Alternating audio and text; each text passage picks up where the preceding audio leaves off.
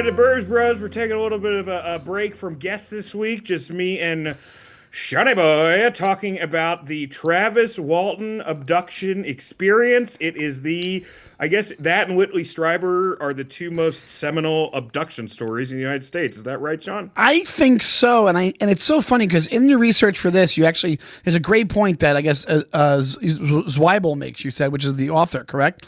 And it's how fast these stories got to the public. I think that's why they become such a big deal in the public eye for the past 40 some odd years, because in a time when there was no internet, everybody found out about these things very shortly after they happened. Like if the whole world knows about something a couple years after it happened, something from this topic, it's going to have lasting power like these stories have had, no matter what you might think about it, what the case is, whatever it is. And then as time goes on, you find some more stuff out. So this is one of the most intriguing cases there is. It's probably just like the New York Times article for me was a seminal beginning for me into this topic. I'm sure a lot of people heard this story and were like, "Oh my God, I'm in. I'm completely in." This was the first thing I got into because I think this came out before the X-Files. It definitely came out before the X-Files. I definitely saw it in the theaters, and I was fascinated by it. But doing this podcast, I've read a lot of books on UAPs, a lot of paranormal. And so I read UFO and Nukes, and I've read some of the more legitimate stuff. Yes. And then I looked at this case, and that's all I'll say. Let's give whether it's true or false. I'm just going to say I looked at it, and then we're going to go through the details, and you guys decide. Yeah. So give us very succinctly. Give us what exactly happened in this Travis Walton. So just stop me. Well, first off, I'm going to say the research for this was taken by Bryce Zabel, Richard Dolan's writing on the abduction, alien abduction, Travis Walton on Discovery Plus, the Travis Walton story, excerpts from Fire in the Sky by Travis Walton, and the Fire in the Sky movie, and of course, the biggest hater of them all, Wikipedia. Which is just the public. Yeah, I mean, I wrote here as my first note, which is like, I do think it's the perfect UFO story because no one's believable in it. Like, the people they bring in to debunk are unbelievable. He's unbelievable. There's like smoke there's smoke everywhere as far as this trust. But when you're getting parsed out information back in these years, and you're not getting the full picture, stuff becomes more and more believable because this guy really was missing. He was found days later. Other people account to it. There's a lot of detector tests involved. So what were the circumstances for this encounter? Yeah, well, I guess we go to beforehand. It's to give you context. It happened on November 5th, 1975. This is 6 years after the government closed the book on Project Blue Book. The logging team for the incident: John Goulet, Alan Dells, Travis Kelton, Ken Peterson, Mike Rogers, who was the crew boss, Stephen Pierce, and of course Travis Walton. 17 members in total, and only Mike and Travis were friends before this. Travis was hired by his brother-in-law, Matt Rogers, who said were behind on the project. Yeah. Matt Rogers, I'm sorry. Who said they were Matt or Mike. Now that's going to drive me nuts. But okay. At the time of the abduction, they were basically dealing with an act of God penalty. That's where this whole thing this is where the whole debate comes from. And I'll get more into it later on, but the act of God is a penalty, $2,500, and then at the time, and then like for loggers, So basically, real quick, these guys were loggers. They were going out to do a job. They were taking too much time on the job. One of the theories, before you get to what might have happened, is that this story was made up so these guys could avoid a fine by either the state or the government to have $2,500 that you'd have to pay. Your business would have to pay. Because you took too long with your logging job. It was like, it's like not a tax, whatever you're going to call it. It's like your penalty. So some people think, hey, there's this act of God situation. This UFO thing is a perfect thing to slide right into this act of God legislation, whatever you want to call it. So what is Travis's claims are? They went out for this logging trip. And this and the friends. The friends also have claims, and he's what the circumstances around it are. They are what exactly did he see? Some circumstances. The forest itself, Apache Site Greaves National Forest near Hebner, Arizona, huge ponderosa tree population. But it's been this. I mean, it's been the site of a lot of UAPs. Also, we remember on the Ross Coldhart show there was that Army colonel who was just talking about all the portals opening up in Arizona. To give you an idea, Travis's criminal history before this, he was not a completely clean guy. He, along with accomplice, are arrested for breaking into the offices of Western Molding Company and writing fake checks.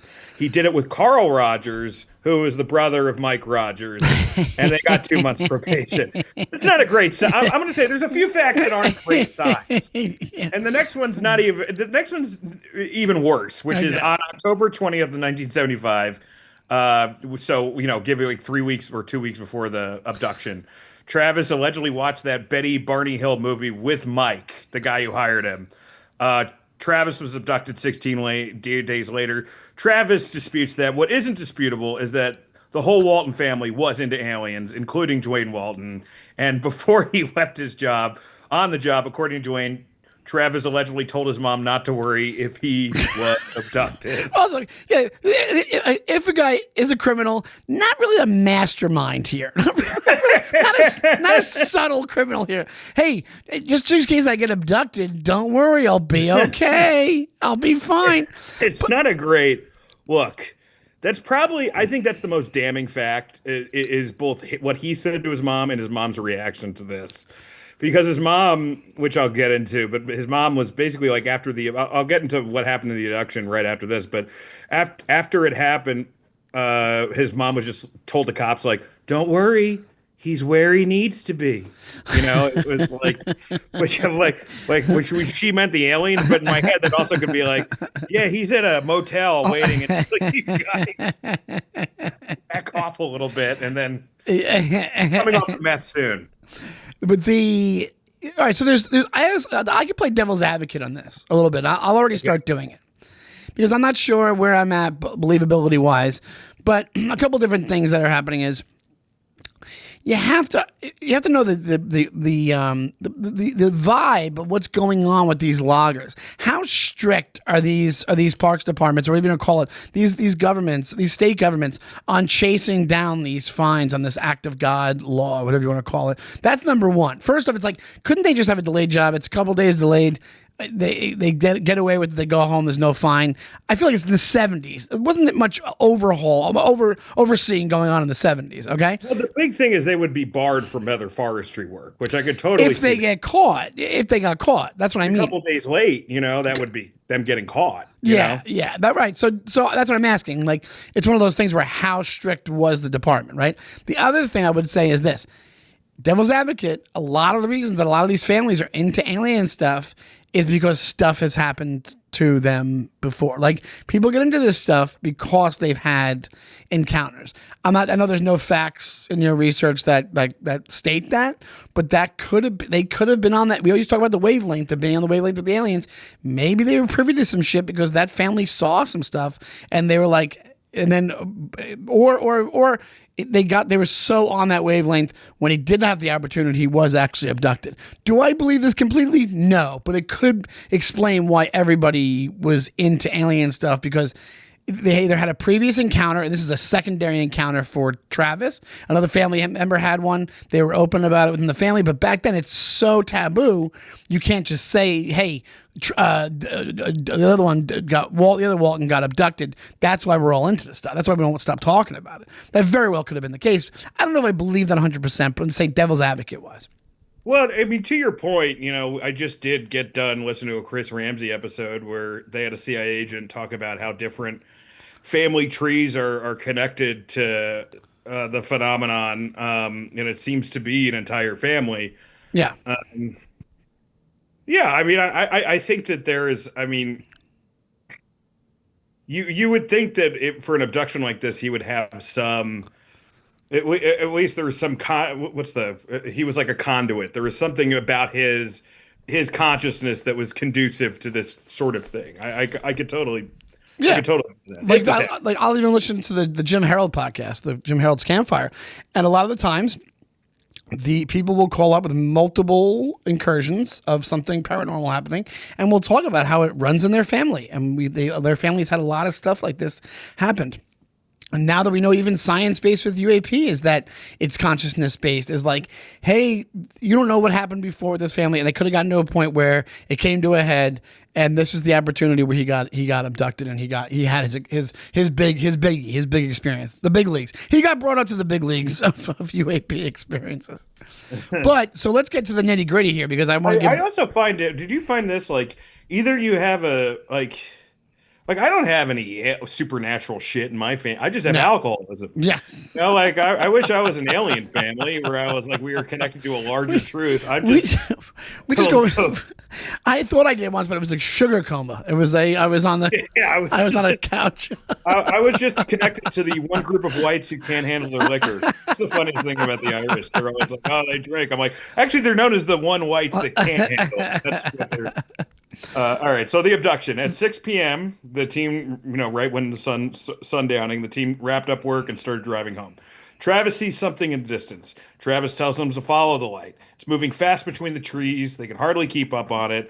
They felt the high-pitched frequency of the craft when they spotted it. That's something that we've heard a bunch. Multiple parts of the team said this, correct?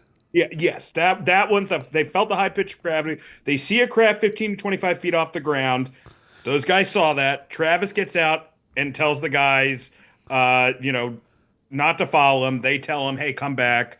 This is from Travis. It was a metallic glowing disc making some very strange sounds. The closer I got to it, the more scared we all got, and they were swearing at me to get away from there. And when I got up close, suddenly it got louder and started to move. So then as soon as this happens, he tries to get cover, but a bluish green light grabs Travis, takes him off the ground into a saucer-like craft. I jumped, got cover, and then jumped to run back to the truck. And that's when the blast of energy hit me, and I just felt this numbing shock go through my body. But the crew said it threw me through the air 10 or 20 feet, and I landed in a way that they were immediately certain it had killed me, and they fled. The car left with Travis and the mysterious light and came back 15 minutes later after his abduction. They said they were going to the hunters to get help. So we'll get to this. 5 out of 6 of them passed the lie detector test, to your point. Right, yeah. So they all believe that they saw this. I 100%. Now, my question is what they saw what they saw? And there's no way to really find that out, I don't know. Like, could there have been a wire? As it was somebody else's brother there? I don't know. Like, he had a cohort help him out with this situation. But then, he set them up. He would come right where the thing was following. That makes no sense at all. So if they had seen it through the trees, that doesn't make any sense. 15 to 25 feet is not that high. It's like the size of a small building, say, right? So the top of the small building. So it's not that high above the ground. So if they're saying they saw a craft that high above the ground, you really can't mistake that. It would take a lot. It would take more than what you made off your fake check writing to build something. And so it's like you're not Peter Brady with the 2 flashlights and the plates and you know what I'm saying? Like that's not working. I don't know if you know about that. That's like the Brady episode where Peter fakes a UFO landing. But so. Yeah, I'm thinking it could have been happenstance where what it was, the humming was a generator. Generator explodes. This guy gets closer and he uses it. They take off and he uses it to take off into the woods and to his advantage to delay the work thing, like you said, for act of God. Well, on top of be like one of the things you also in your research that was said. Let me, if I can say this right now because it figures into right now.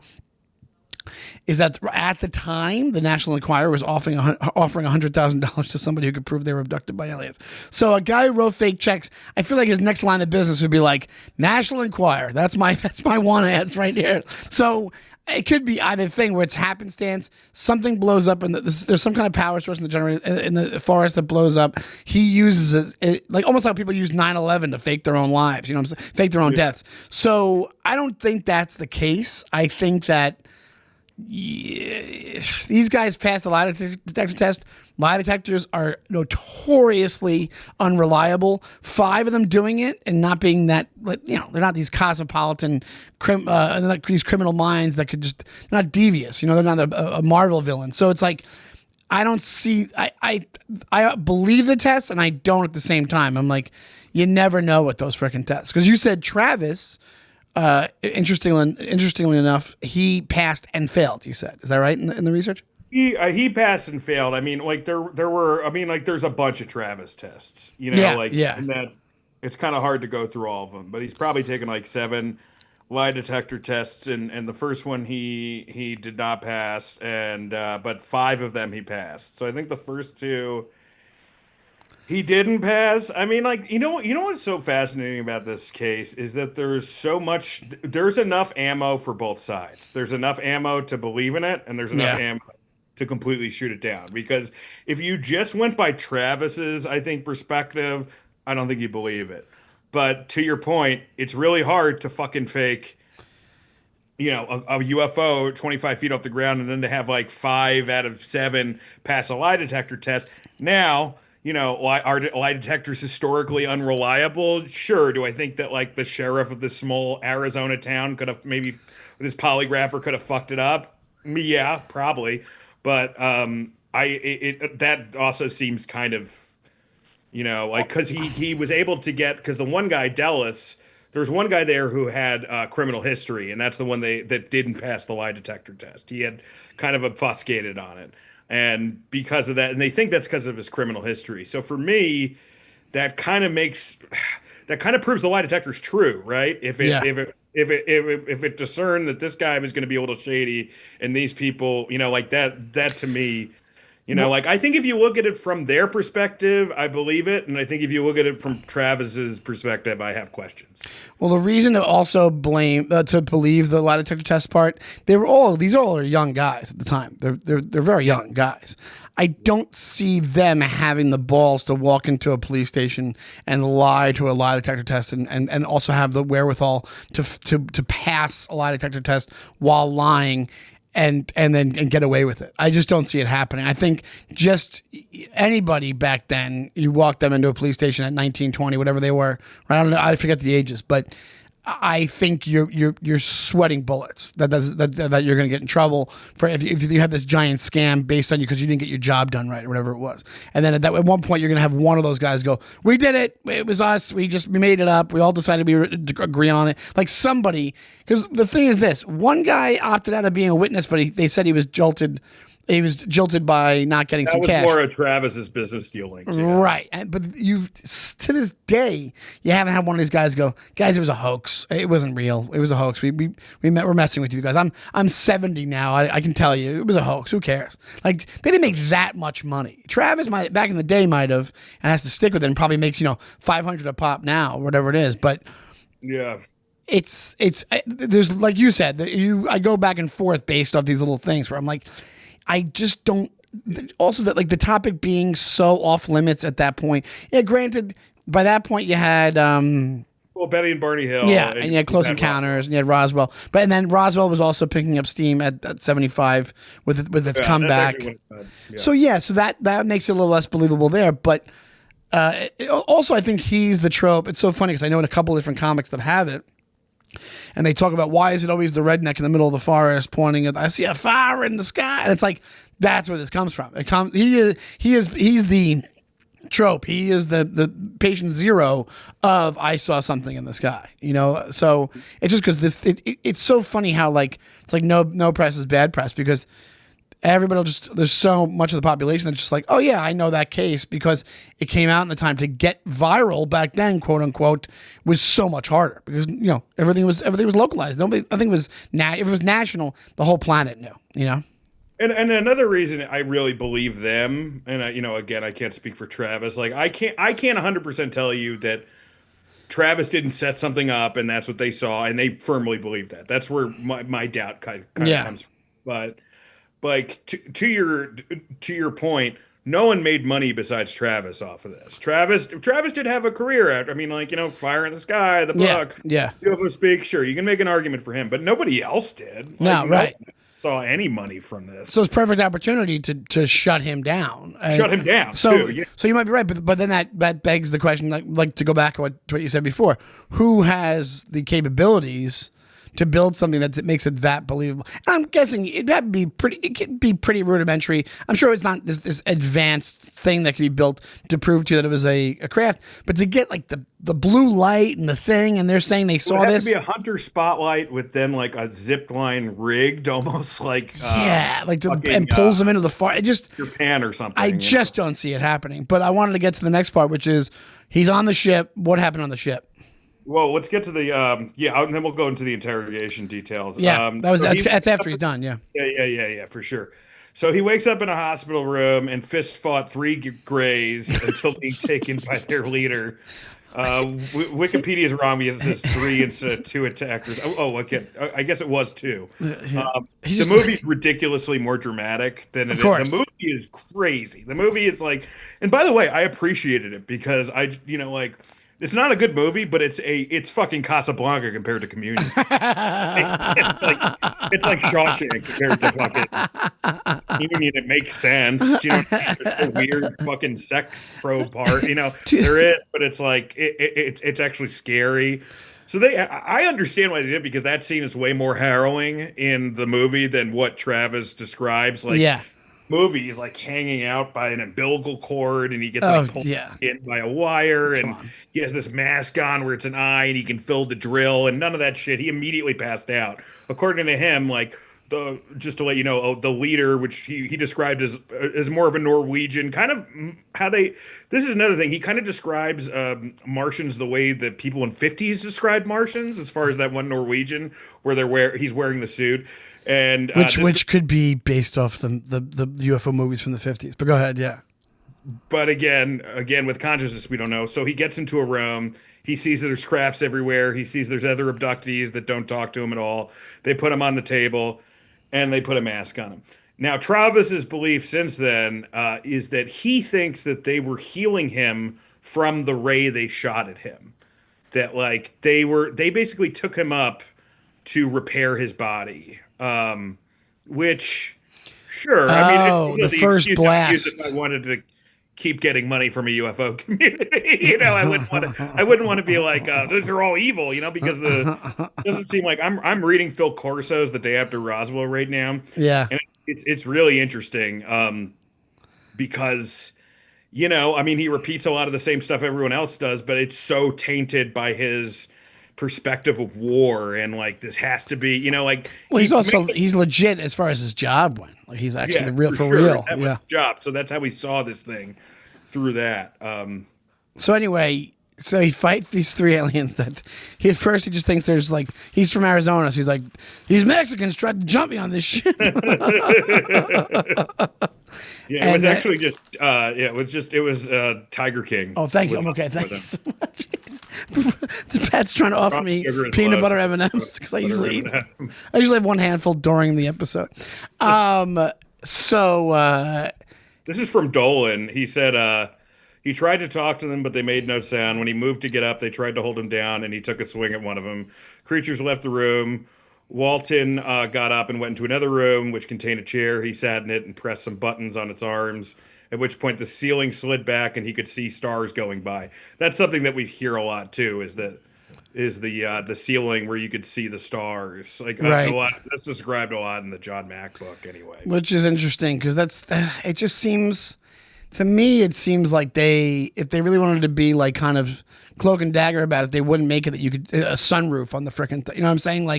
They wouldn't make it so easy for you to see where they're going, or they'd want to make it seem like you hadn't left or something. That seems, But one of the facts that you brought up is that he said they had tight blue suits, and that's something that pops out for me a lot with alien being encounters. The Ariel school incident, they mentioned tight suits. The tight suits are mentioned multiple times, and which I always found interesting because it makes it seem, tend to believe it when I hear the tight suits, because you'd think your go-to would be the alien body, like E.T. You think people just go straight to E.T.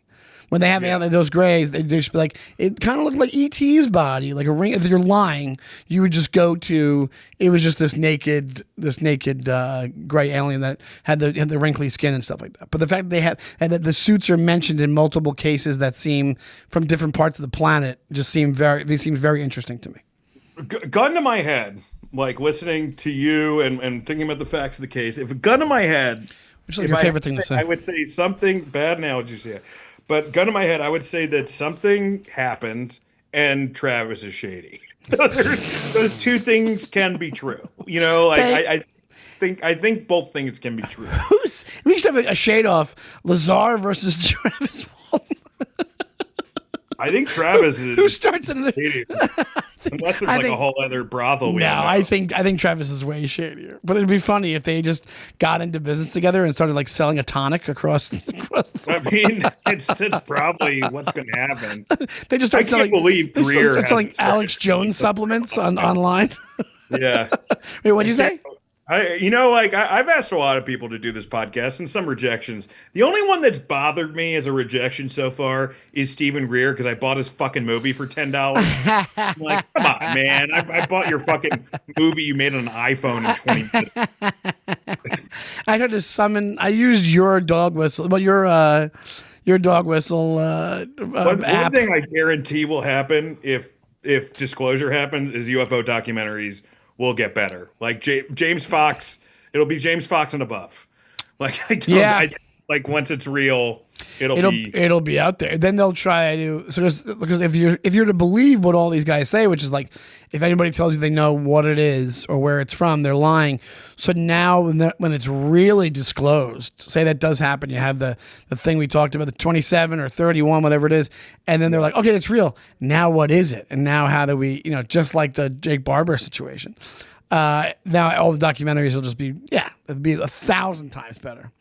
1,000 times better. So eventually, 6 days later, he after the incident, he wakes up at a payphone. He wakes up and he sees the craft silently passing him.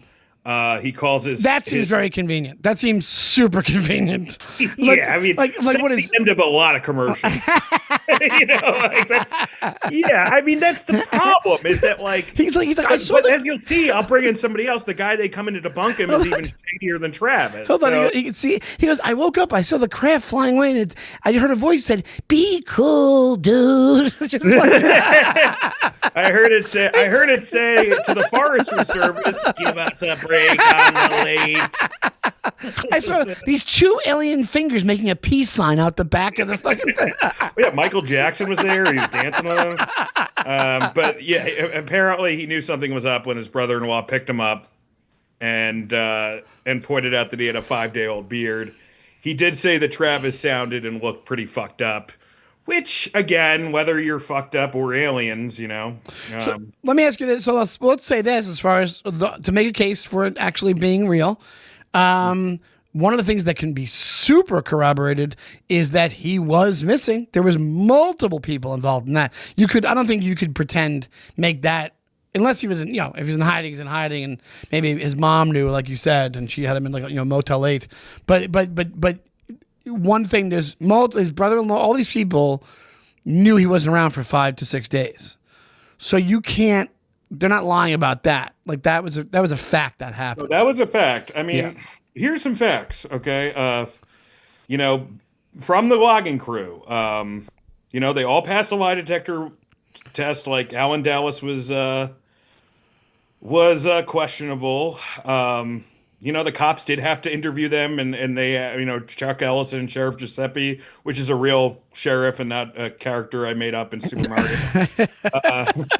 But they had to see whether it was a fight, and they completely swore by it, and it seems like the logging crew was really legit. Who wasn't legit during this was the Navajo police informing Travis's mom.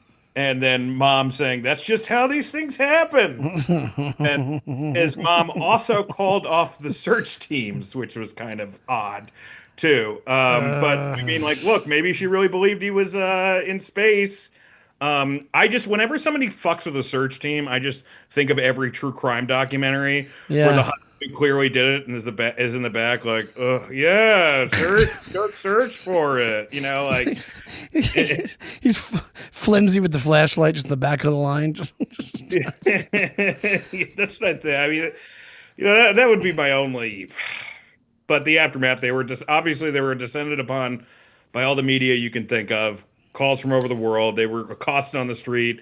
Government agents in Plymouth. We keep hearing Plymouth. If you hear the nasty old Plymouth in the last James Fox documentary, as well. Like Sean said, Dwayne Walton initially refused a police detector test on Travis's behalf when Travis was found. He sold the story to the National Enquirer for $5,000.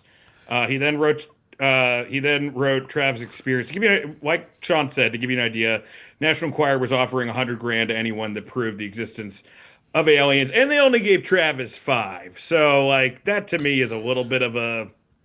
I mean, I guess he couldn't prove it, but that's why more than 5, right? 25, maybe. It also it shows way better journalistic integrity than you thought the National Enquirer had. You think they just cashed right in on that?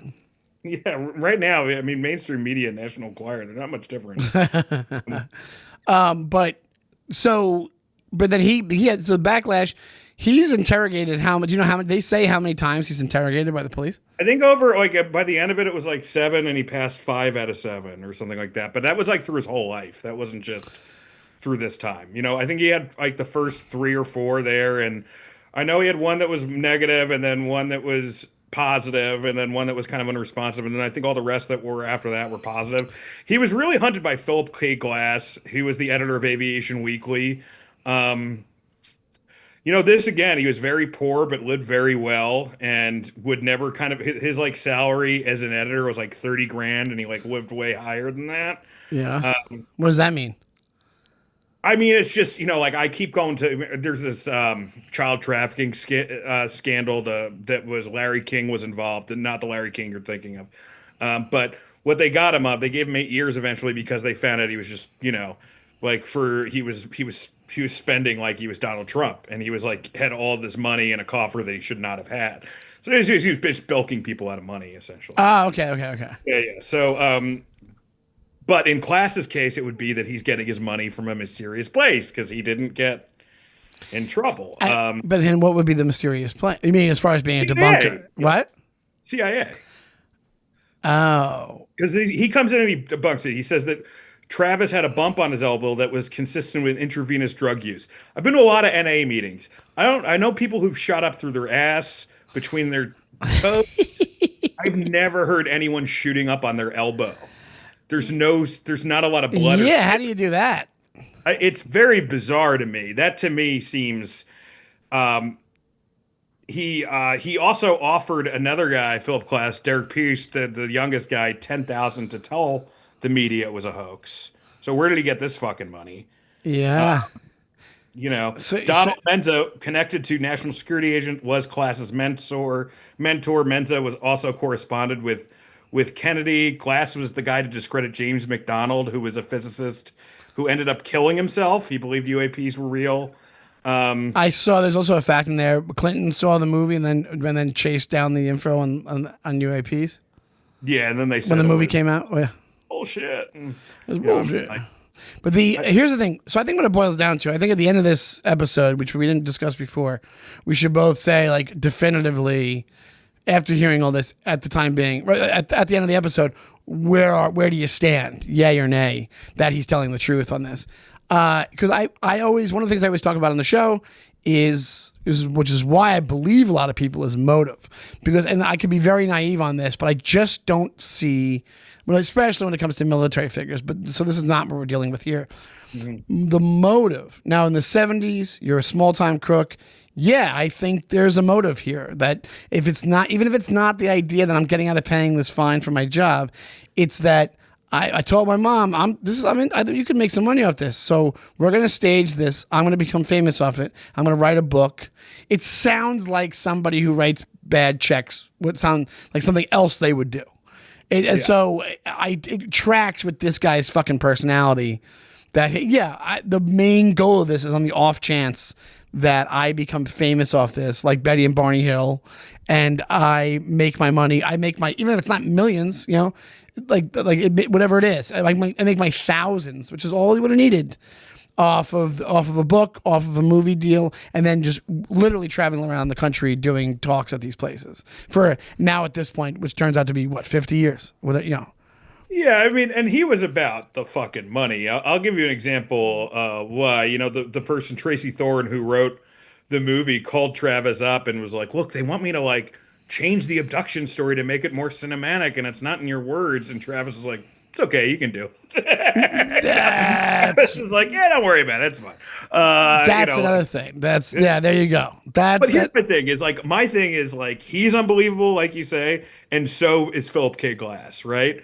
They're both completely what's compromised. They're both compromised. Yeah. Wait, Travis by his past, Glass both by money, really, in a lot of ways. Well, I told you on an earlier episode about how, and it doesn't prove anything, but it adds to like the non-believability of this to me, because I like the show, the how-to show with John Wilson. It's like the Nathan Fielder produced show, where he has tons of B-roll and he fits together a narrative about, like, one will be about like count your P's and Q's, and the whole thing will be about like him trying to chase down electric cars, and then it turns into a life lesson. I don't know if you've seen it or no? I haven't seen this one yet. Anyway, one of them was about like, hey, getting, you don't want to get scammed or whatever it is.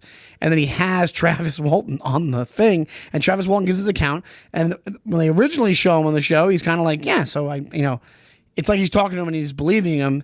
And then at the end, he's doing a voiceover where he's like, well, you never know. And you never know what to believe, and you never know what to da-da-da. And it shows the interaction of Travis with his handout getting paid the $500 to do the how-to with John Wilson. So it's like, yeah, if you add up 50 years of $500 gigs and you're doing a couple a week there and you live in a random town, I get more and more skeptical the more shit I hear. It's tough, man. I mean, it's like the most believable people in this are the rest of his crew.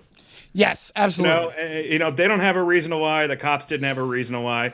Robert Schaefer from Skeptical Inquirer says it was a spotlight from a lookout tower. I don't think he has the same reason to lie that Glass did. Maybe I'll find, in some document, we'll find out that he was also connected to the government.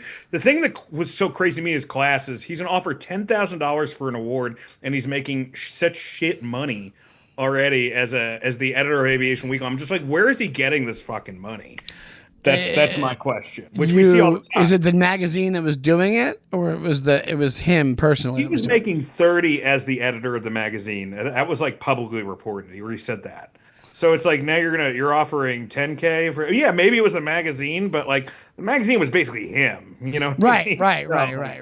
So this is all small potatoes anyway. He's trying to get a name for himself as well. So even if he is spending his own money, it's to an end of, I'm going to debunk this so my magazine becomes more famous. And so everybody's chasing clout here, as the kids say. Everybody's chasing clout. Or you could look at it, how the fuck did this guy get this money? Why would this, why would we spend, I wouldn't spend my third of a salary bribing someone. Do you know what I mean? Right, exactly. So the flip side of it, the most intriguing parts to me are the crew. That you said they saw something. I don't think that they'd mistake a spotlight for a spaceship coming down and grabbing their friend. I just don't think that'd be the case. And also, they said they heard a sound. The sound thing makes it believable or not, because everybody says they heard the sound, but a lot of 9 times out of 10, the only sound that you'll hear from witness accounts is a low, like a humming type. They reported. That's what they reported. Okay. The other believable part, him being actually missing to me, if you were going to pull the scam, 5 days living like a feral human in the woods, or maybe you're in a hotel somewhere, who knows. 5 days seems he could have been gone for 2, came back and told the same story if he was just trying to become famous or get out of some kind of fine. So depends on what he's gone too. You know what I mean? Well, that's the other thing. If the drug thing was, it's okay. If you're on uppers for 5 days, Is the Philip Klass source the only source for the IV drugs? That was the only one that I came up for. That you found, but you have all. But the cops didn't think that at all. No, the cops didn't think that at all. Another for to Travis's credit, Dr. James Harder did memory regression therapy, and believed Travis was definitely traumatized. Again, memory therapy is notoriously unreliable. And or recalling, like, I'll bring up the McMartin preschool case. Is that you remember when they thought they were all witches and shit? Yeah. And and then they like there's just that in itself. You could be, since a dream in itself is so like amorphous. I think it could easily lend itself to making you believe something that didn't happen. I could be wrong about this, but maybe I'm thinking of a different case. Do they have tapes of the crew talking to the police about the encounter? I haven't found those. I could have sworn I saw something about that a while ago. Let's look right now. Yeah, because there's something to me that made me feel like it was on the up and up, because I was like, just like when you saw the video from the Ariel school incident and the cameraman was like, I've been in war. These kids went through a trauma. Like, they just knew it in their eyes. Something happened where, like, they had transcripts or they had tapes. Well, they have transcripts. They definitely transcripts. And they have the only scene that comes up is the one from the movie, which they did, like, it was so weird. They did it in, like, a bar, and the movie's not great, man. I say, like, Robert Patrick's really good, and the guy who plays Travis Walton is good, but there's, like, a really corny James Wagner who I called Timu Lee Jones. I like that. Timu Lee Jones. His character sucks, and, like, Peter Berg's but the acting besides him is pretty good. Made on a $15 million budget, grossed $19.9 million, which at the time for the time is What year was the movie? 80, late 80s. That was 90s, mid 90s, but it wasn't the same. The advertising budget wasn't the same, so it wasn't like, how we have what's the Marvel movie that just came out with the fucking Captain America. Oh, Thunderbolts or whatever. Yeah. Where they had to make an absurd amount of money to justify their advertising budget. It wasn't did. $15 million budget is like what is it? It'd be more now. It'd probably be $30 million. It would be. They really don't make movies like this anymore. No. We're like mid budget movies. Most likely, if they made this movie again, it would be for a way higher budget. See, the thing with this guy is, like, just him. There's also a point where I think a lot of this should shake off the fact that, hey, I'm willing to change the story, but the fact that the staying power of him makes me not believe it even more. Because not that I'm saying he's changing up his story, but, like, it seems like this is a small time scam that you've been running for your whole life instead of working. Like, that just seems like what's going on here. And you convinced your friends that it happened. You and I have both seen a lot of Travis Walton and Bob Lazar interviews. I believe Bob more. And Travis seems very willing to talk. Yeah. There's not exactly any prying. Yeah. Like, opposing to Bob Lazar, who looks genuinely uncomfortable. I'm going to be excited because we're going to have hopefully Dr. G on here in a couple of weeks, and we'll be talking about the Matthew Brown Immaculate Constellation interview, because I don't think he's done that one on his website, so I'm going to try to send him those. Yeah. But yeah, to your point, and here's like, look, here's some other things. Like you briefly mentioned this, Mike Rogers disavowed being a witness in 2021. There's been a lot of issues with the survivors and Travis. It mostly seemed like he was being pissed about not being involved in the remake of a movie that's being developed. By the way, now there's a new Spielberg movie, there's a new Ryan Gosling movie, like everything that's coming out is like UAP. I don't know if it'll make any money, but that's what I think is the next thing that'll make money. Travis went back in 2014 and with researchers and the trees in the clearing Travis was abducted in were growing faster than others. And they think that was because of the radiation. I don't fucking know. Wouldn't that be the opposite? That means sun growth was caused by radiation. I don't know. I mean, like, I thought it was like a little that one seems very anecdotal. That evidence, yeah. It's like if you went back, that's 30. No. At that point, that's 40 years later, right? Because it's 73 it happened, so it's 52 years. Yeah. And okay, so let's do it. Guilty or not? What would your verdict be? I'll let you go first. Man, it makes me realize that I have such a I'm so turnable. Like I'm so into this, and I so want these things to be real. But I have to. After this, because I think the stuff I read before did not go deep dive as much as you did. I heard about the guys passing the test and all that, and the encounter, but it was a long time ago. But I say no. I think this guy is. If I go by my motive rule, he has too much motive. Like even if it wasn't millions, but if it was something, I think that he is either. I don't think it was just him trying to avoid a fine. I think he thought he was going to be famous off this, especially after the mother's take on the whole thing. So, as of now, barring any new evidence, I'd say no, this did not happen to this guy. And what could be the case is, both happened. But just the idea of like, hey, the heads up, I might get abducted thing. Hey, heads up. That's not great. I might be late for dinner because I might, this might be the day I get abducted, and that's the day you're abducted. Yeah. I would, I mean, I am really, first off, everything you said checks out. I'm going to go with, this is kind of a cop-out answer. I think something happened, but I don't believe Travis. Or I don't believe nothing happened. I believe something happened. I think that he could have had an experience and then use that. But I think it's here's my belief, and I've switched because in the beginning you believed in it and then you didn't, and I started with this episode not believing, and now I kind of believe. The strongest evidence for him doing it, them seeing him abducted and passing the lie detector test, that's stronger than also the strong evidence of he made it up, which is him talking to his mom and saying, hey, if I get abducted, because that feels a little anecdotal to me. Yeah. But it's strong. It's really strong fucking anecdotal evidence. It's like really fucking strong anecdotal. And honestly, that's a game of telephone right there because he's not the one that he told you. He's not telling people, I told my mom I might get abducted. So that means, and then the mom's not telling people, he told me he might get abducted today. So who's finding that out, even if that was the case? Even if they had some kind of scam going on. Who's finding that out? She tells somebody years later. She goes, he told me he might get abducted. But then when they show up for a search, she says he's where he needs to be.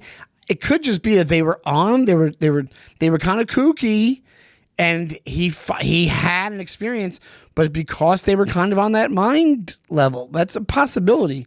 And it just so happens that it happened. Maybe it is a thing where there's times where he'd be like, oh, I might get abducted out there in the woods. He said it in passing once, but not before this trip. You know what I'm saying? Maybe he's like, hey, I might get abducted one day doing this job, whatever it is.